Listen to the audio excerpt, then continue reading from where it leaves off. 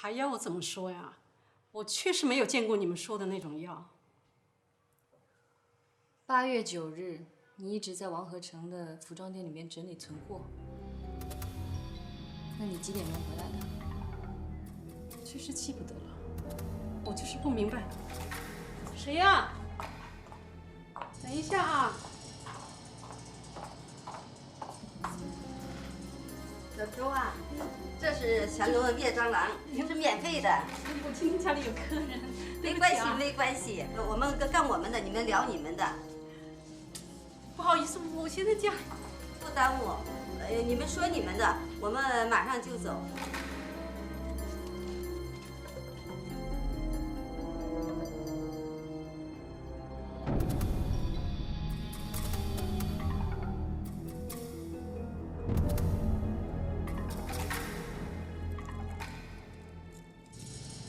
头，我们现在能行动吗？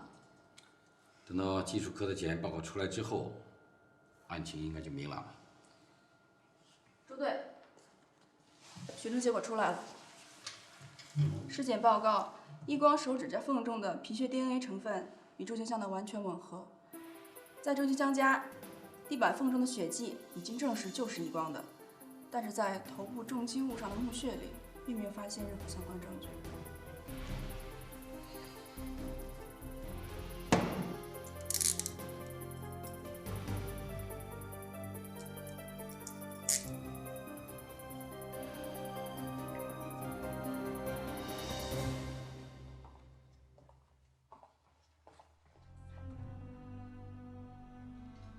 承认，一光是我杀的。你为什么要杀他10多年前，我年幼无知，就因为他长得帅，会说甜言蜜语，我就不顾家里人的反对，死心塌地的嫁给了他。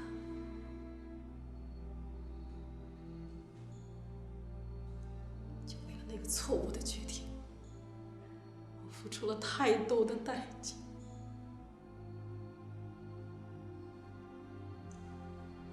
我想开始新的生活，我只想过普通人的生活。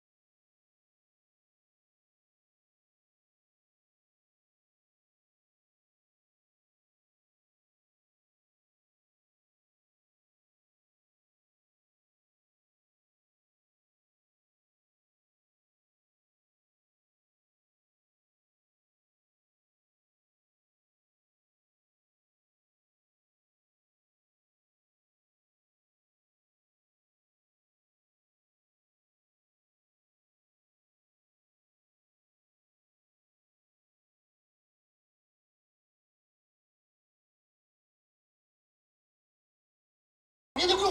你要小兵干什么你？哼！这养活老子是天经地义的，让你出去给我挣钱。小兵高中还没有毕业，你还是人不是人你？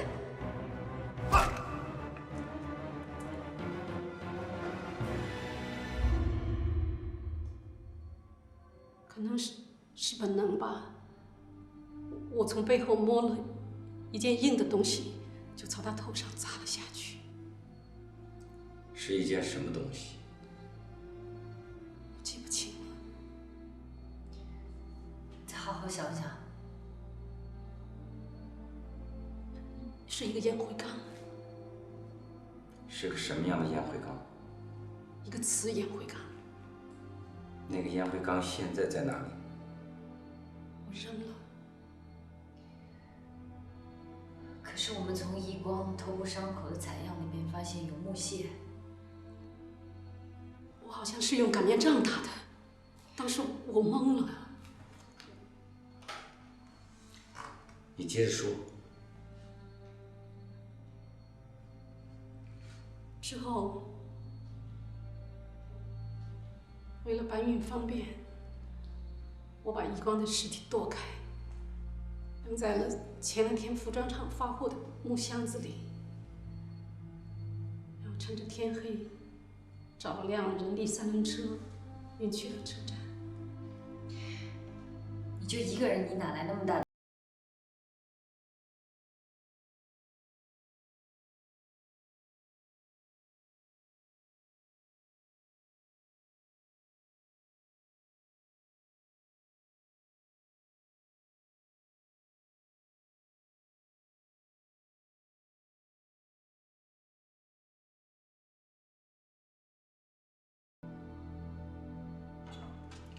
哎，杜哥，你俩查怎么样了？哎，没什么新发现。周队那边听说周金香全招了。招了？嗯，我总觉得有点怪。哪怪了？你们说，这作案工具是嫌疑人最看重的东西，他应该销毁的，可他却说不记得是什么了。再说，按照周金香的供词，他当时应该是毫无还手之力，就算他有机会拿起凶器，也很难把人高马大的一光置于死地。杜哥，那你的意思是？会不会有第3个人在现场？ 3个人？我觉得我们办案要以证据为基础，一切以事实为真理，你说对不对？哎，周小明，哦，这身份证变更，易小明。哎，杜哥，你看，我说上次在心理诊所看那照片怎么这么眼熟呢？你信吗，杜哥？咱们上次去周金香家碰见的那个小子。小明，这是我儿子小明。小明，叫叔叔。叔叔。哎，你好。那先这样吧，谢谢您啊。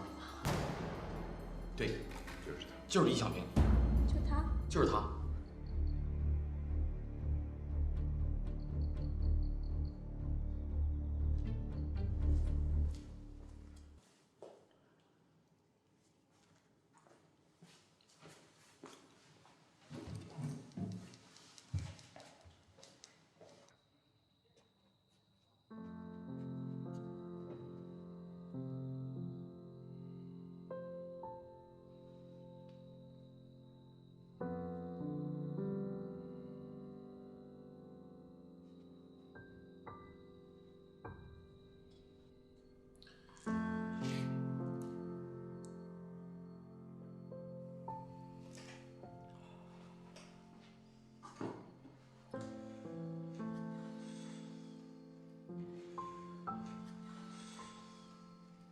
他是我拿冬木杆打死的，和妈妈、姥爷都没有关系。他是谁？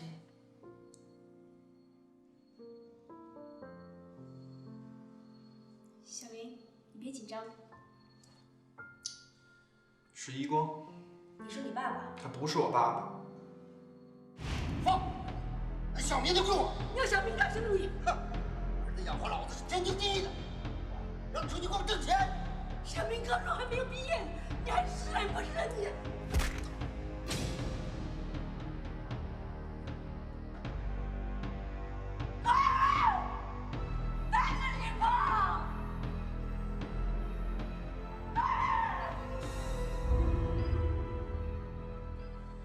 阿姨，既然我跟你们说实话了，现在能把我妈妈放了吗？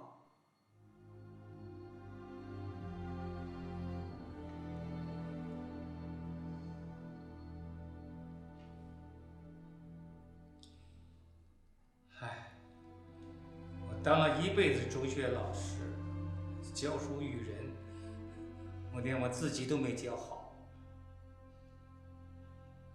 你是教生物的老师，解剖尸体对你来说不是什么难事，对吧？是的，我也没想到会是这么学以致用。你把尸体放在寄存处干什么？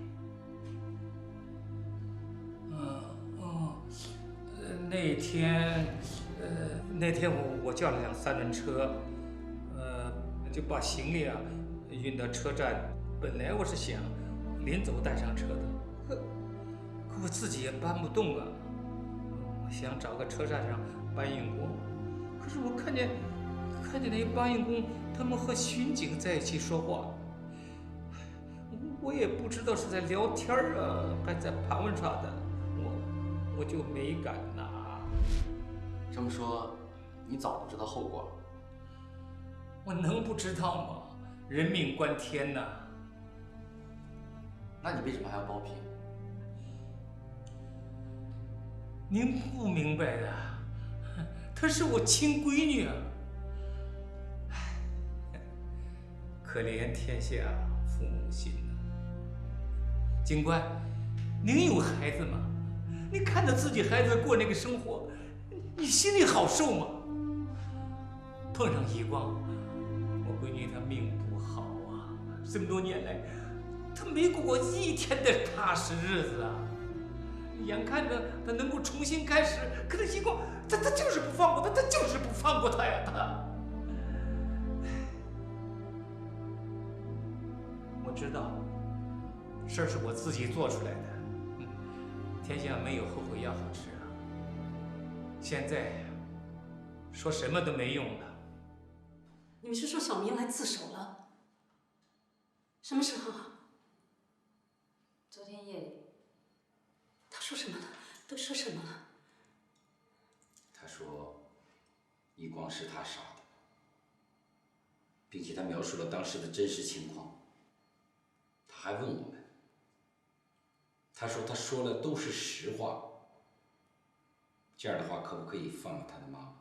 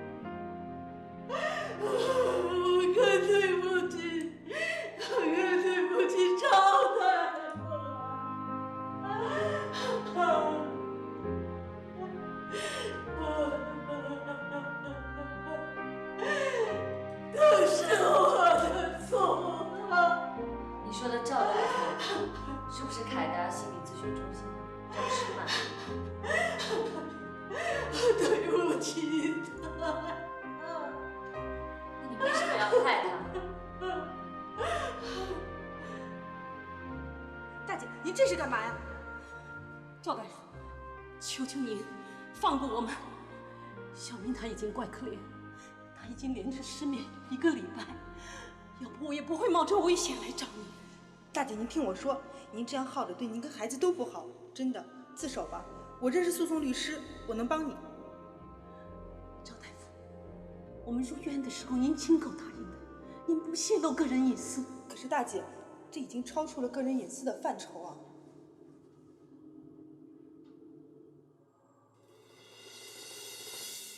还是不同意。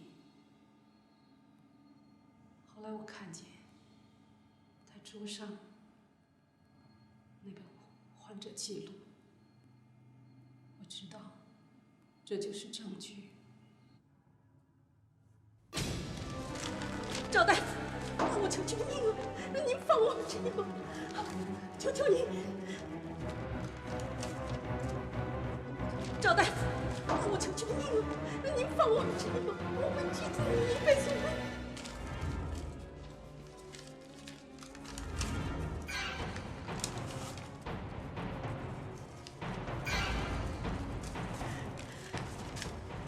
赵大夫，这个。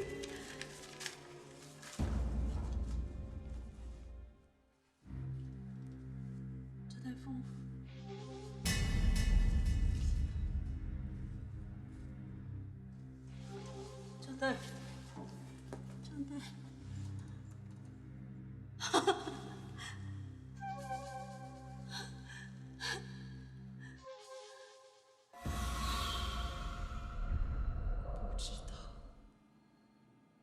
真的不知道他会死，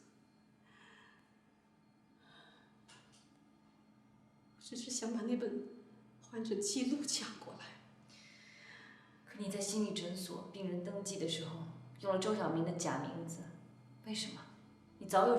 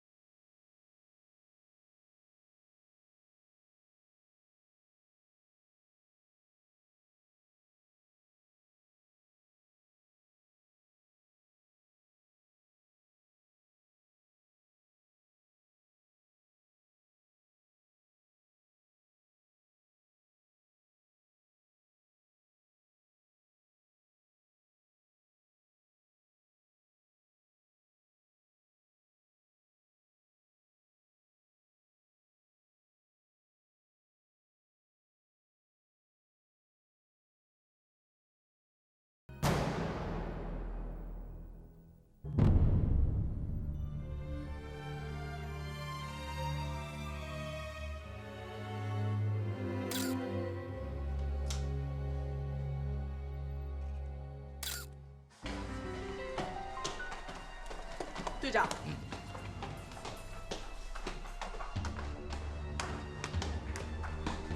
周队，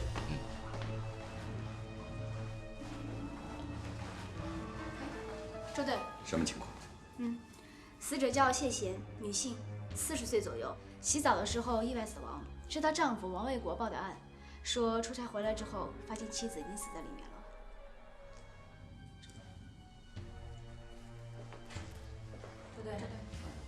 周队，刚才周法医已经检查过了，死亡时间应该超过24小时，尸体已经有部分腐烂和焦糊的痕迹。周队、方健，你们看，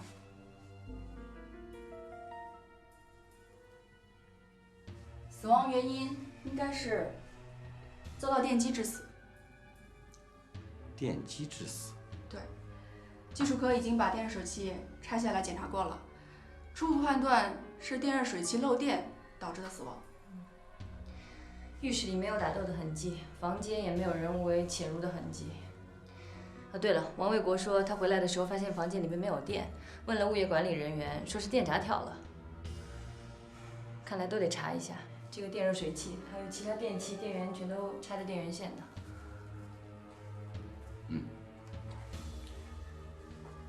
电死。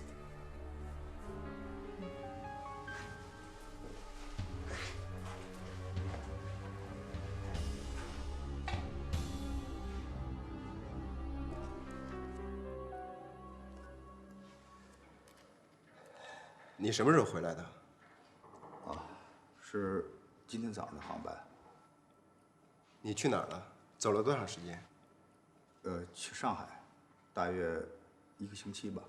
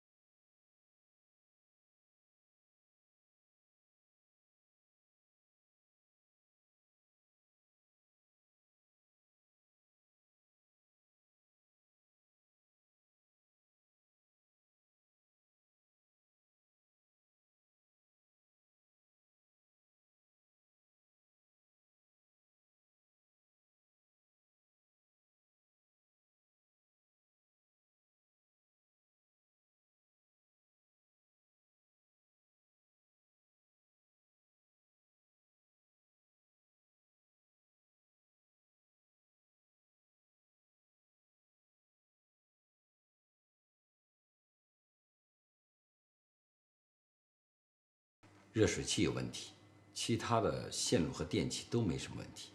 对，其他的电器电源也一直是接着的，电线上也有溅上去的水，但都没有漏电的痕迹。只有热水器电源接头的金属上有烧黑的痕迹，显然是强大电流在瞬间通过时所留下的。看来这还是个大问题啊！你说这家家都要用热水器。是啊，那么湿淋淋的一个大活人，本身就是天然的导体，这要是一漏电，根本没处跑。你能确定吗？我敢肯定，热水器是漏电的。但是至于人是不是被电死的，这个恐怕还要问一下卓法医了。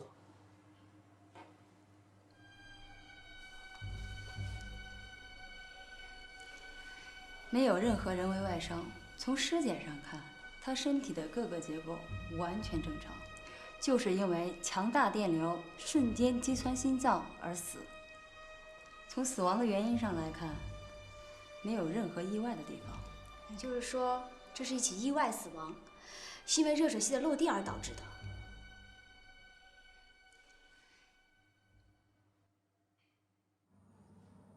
同学聚会肯定去嘛，都谁呀？不是沈荣和二凯他们去吗？啊，去，行。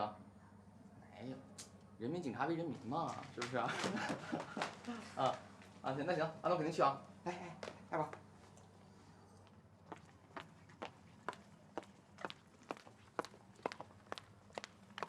我们同学聚会都是我们同学，一起去呗。我又不认识，不去。警校的同学说让你不认识了。不去。一起去。哎，你们周队长在哪儿？你是？我是谢贤的妹妹，来了解一下我姐姐案子的情况。哦，你姐的案子已经和你家属都说清楚了。哎，你跟谁说清楚了？我们娘家人还什么都不知道呢。你说清楚就说清楚了？那王卫国说什么就是什么，他能代表谁呀？我才不相信他呢！把你们队长给我找来，我不想让我姐姐死得不清不白的。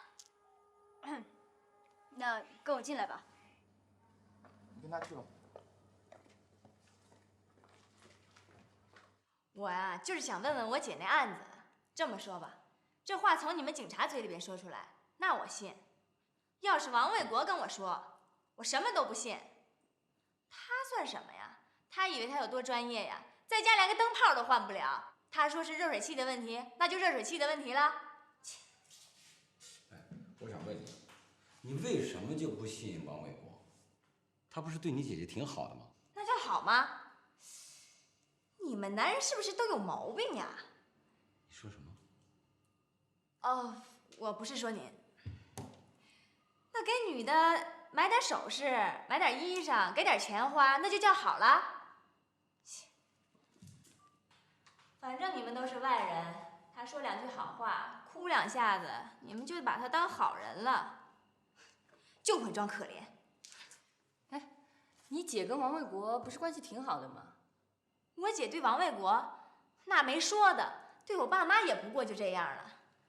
王卫国年轻那会儿穷，哎，不是我笑话他啊，他连裤子都穿别人的。我姐倒贴他，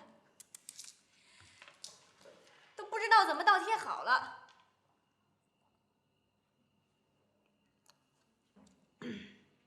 哎，小兄弟，给我倒杯水，我这嗓子一说话多就难受。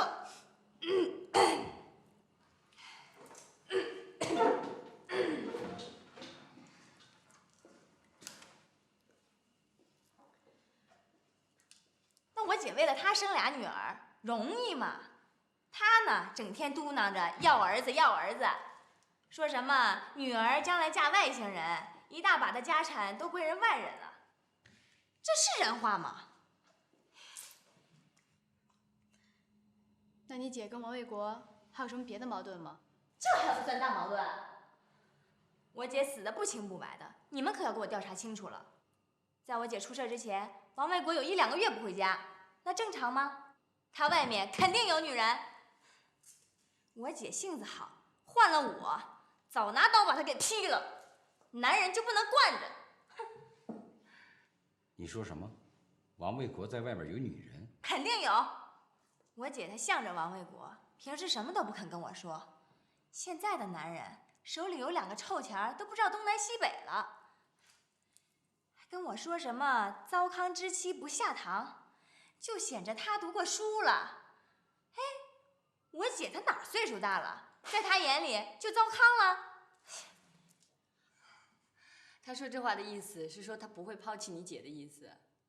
我姐不抛弃他就不错了。哼，我最讨厌这种男人。啊，行，你今天反映的情况我们都记下了，你放心，我们一定会进一步的调查。爱宝，你送一下小谢。好，就这样，好吗？可以了吗？谢谢您，麻烦您了，麻烦您了，一定要帮我姐破案。好，谢谢。慢走啊。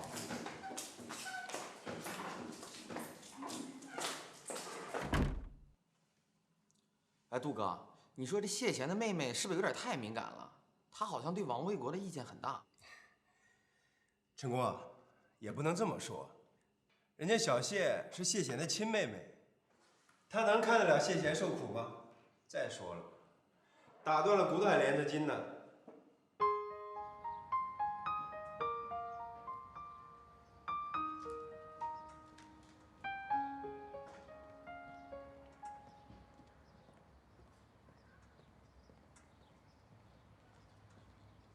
说吧，到底怎么回事？这不是公安局通知我们厂家了吗？我们厂子就派我和我们主管，一起去检测机构听信儿了。我就是干这个的，能不知道哪儿出问题了吗？到那儿，我一眼就看出那热水器有问题了。说点重点吧。那热水器里边线路啊，都被人故意改动过，地线儿也被别人切断了。这么说吧，就那样被改动过的热水器，只要一插电一放水，那人准没跑，肯定当时就得交代喽。你敢肯定吗？要知道，要真是你说的这种情况，那就是一起谋杀案，不是闹着玩的。不信我没关系呀，那专业机构的检测报告没假吧？您看了就知道了。我要是说瞎话，我把脑袋给您。哎，你们把我叫这儿来，算怎么回事？你们什么意思啊？王卫国，你先别激动，我们只是例行调查。你们调查我？你凭什么调查我啊？王卫国，是这样，我实话告诉你，你们家的电热水器确实有问题，有人私自改动了里面的电路，这种改动造成的后果是致命的，这就跟谋杀没什么两样。我跟你说，警察同志，那绝对是热水器公司的借口。就那热水器，我们家没人碰的热水器。你说这理由啊，我不信。这是事实，看看啊，这是专业机构的检测报告。你怀疑我？啊？你凭什么怀疑我呀？哎，我们没有怀疑你，我们只是叫你来配合我们多了解一些情况，这样有助于我们破案。警察同志，我去上海出差1个多星期，这你们都知道吧？前段公司忙项目，我吃住都在公司。你们要不信，你们去调查。啊，检测报告有什么了不起的？这年头的专家跟砖头似的，只要花钱，什么报告弄不出来啊？我们会调查的。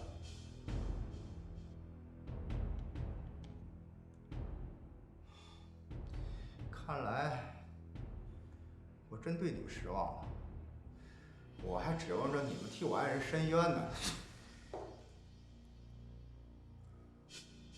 我告诉你，不管你指望不指望我们，你放心，这个案子我们一定会调查的明明白白。好，我看着。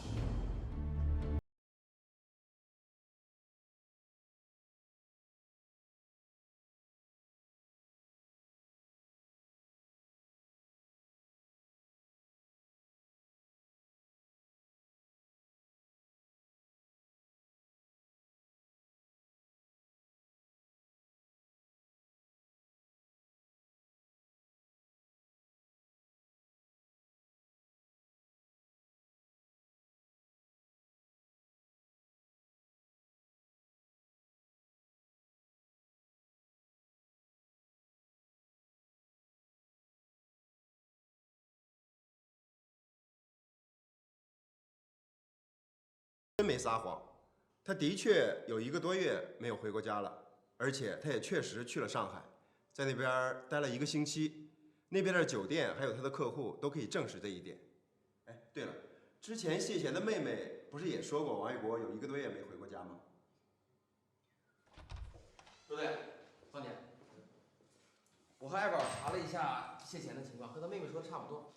谢贤这个人社会背景很简单，人缘又很好，朋友和邻居们都这么说，也没听说谁跟谢贤有什么过节，是吧？对，最关键的是王卫国和谢贤的关系非常好，王卫国的朋友和谢贤的朋友都这么反映，根本就不像谢贤的妹妹说那么不靠谱。而且王卫国在外面没什么花事儿，他俩呀还几乎都不吵架。不是，我感觉还是这王卫国掩饰的好，你知道吗？现在为什么那么多重婚罪的难以取证？问题就在于这些男人掩饰的特别好。你还较上劲了？你看着，这王卫国肯定有问题，你放心，我绝对给你找证据。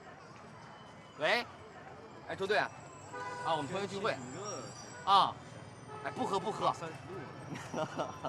哎，你放心吧，好，哎，好嘞，就这样，周队。哎，一会儿我请客啊。哎，兄弟，谁请都一样。哎，谁呢？三儿他们呢？三儿他们刚刚出去，可能办点事吧。哎，成功，是不是看见什么美女啊？你小子也太没出息了，每次都搞成这样。走吧，哎，你先去吧。走吧，一起吧。是。啊，你小子每次都是莫名其妙的，别想了。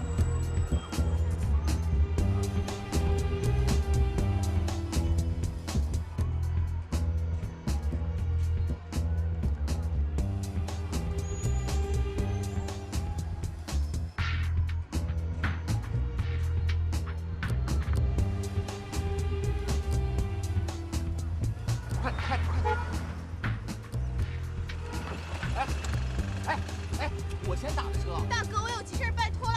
我也有急事，我是警察。别逗了，你是警察，我就是市长。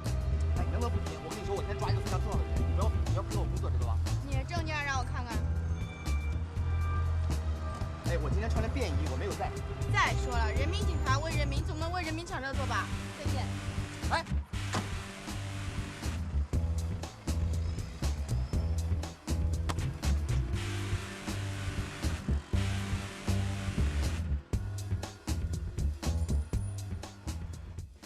堵车，太闹心，没拾到吧？哎呀，哎，大家伙先把手里活放一放，我跟大家说一个特别重要的事儿。头，特重要一点。重要的事不赶紧说，磨叽啥呢？上那还把他喘过气儿。怎么着？昨天我在大街上碰着王卫国了，他从商场里买了一大堆东西，其中还有尿不湿。你说他一大男人买这东西干嘛？他肯定在外面有女人。哎，你看见他去哪儿了？可说吗？我正想追他呢，结果被一个女孩给捣乱了，你知道吧？没追成。哎呀妈，气死我！眼睁睁的看他走。好，我们马上介入调查。现在所有跟王卫国和谢贤有关的人和事，我们都不能放过。抽丝剥茧吧，一定要查到王卫国到底去见谁。你说我这真是脑袋瓜子整，跟个人都跟不住，真是，简直就是70、80俩50。啥玩意儿？70、80俩50，什么意思啊？芳姐，你把这数加一块儿。250。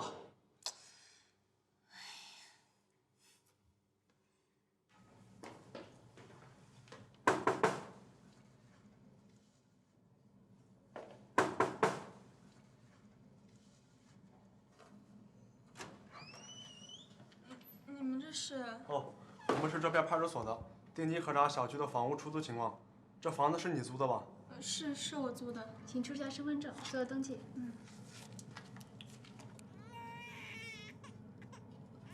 哟，家里有小孩啊？是。你的孩子？多大了？3个月。真的看不出来你生过孩子，身材保持得真好。是吗？好多人这么说。你和孩子爸爸一块住？没。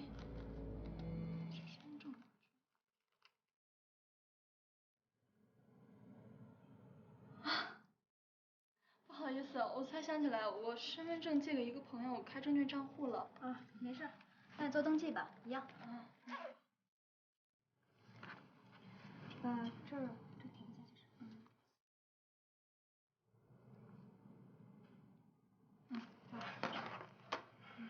打扰了。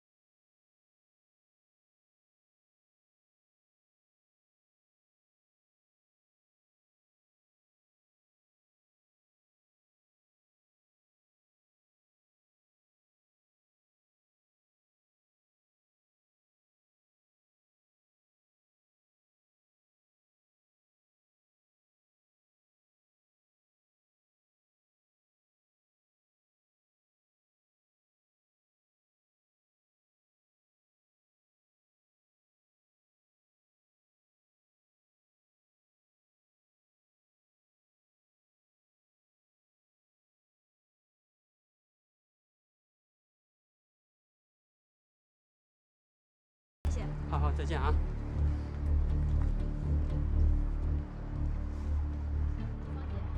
因为陈工在大街上看见王卫国，你说他当时是不是去见吴小丽啊？应该是。这吴小丽不会真的就是王卫国的表妹啊？我老觉得吴小丽像是没结婚似的，可孩子都有了。芳姐，现在的未婚妈妈可多着呢。